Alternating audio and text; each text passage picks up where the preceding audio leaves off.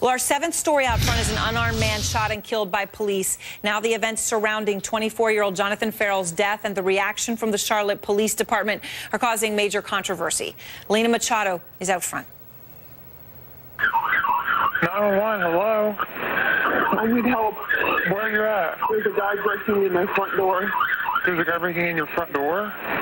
Yeah, he's trying to kick it down. It was around 2:30 Saturday morning. Police say the man in question, Jonathan Ferrell, a motorist apparently seeking help after a car crash, immediately approached the three responding officers. One used his taser to try to subdue the 24-year-old. Officer Randall Kerrick then allegedly shot Ferrell 10 times, killing him. They later discovered he was unarmed. Less than a day later, Kerrick was behind bars, charged in Ferrell's death.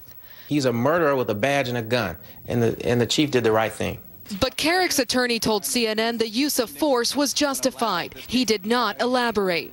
It's unheard of. Another lawyer who does not represent Kerrick but frequently defends police officers says he can't remember a case where an officer was charged within 24 hours of an incident. I have spoken to officers who are saying things like, who's got our back? You know, did they charge too quickly without reviewing all the facts? No justice, no peace. Some in Charlotte are questioning the use of force in this case. Young black men are shot down in the streets, even by police officers, where it seems to be okay to shoot first and ask questions later. Charlotte Police Chief Rodney Monroe declined our request for an interview, but Scott McClatchy does not believe Kerrick's actions the night of the shooting were racially motivated. It was a very panicked, frantic call that, regardless of the race of the person trying, from the woman's perspective, to break in, I believe the police response would have been exactly the same. The Ferrell family says they believe their son's case is a reflection of just how violent our society has become.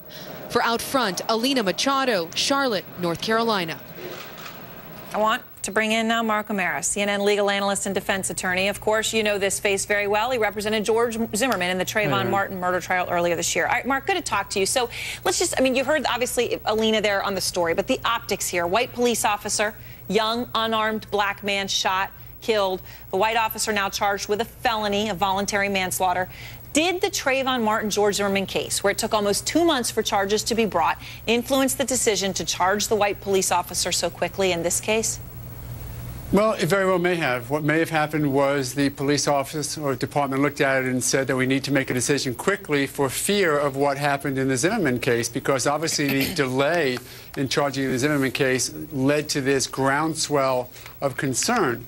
Having said that, I think another issue that you have to look at is the forensics that they may have had available to us. We don't know very much yet, but I will tell you that a couple of relevant issues to look at to really decide what happened that night is not just how many shots, although 10 certainly seems excessive, but if the shots happened at close range, suggesting that the victim, the eventual victim of the shooting, was very close, and even more importantly, if the trajectory of the shots were sort of perpendicular, suggesting that he was still advancing, that might lend some insight and credibility to why the officer shot.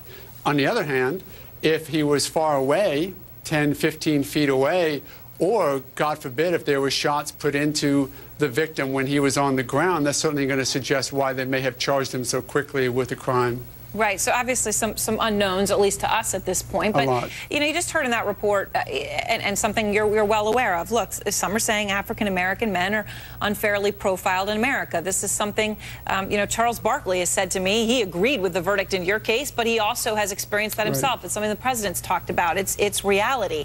But do you think race played a role in Ferrell's death? I mean, when you think about this situation, if a white guy is running down the road at a white cop, would he have been so quick to shoot?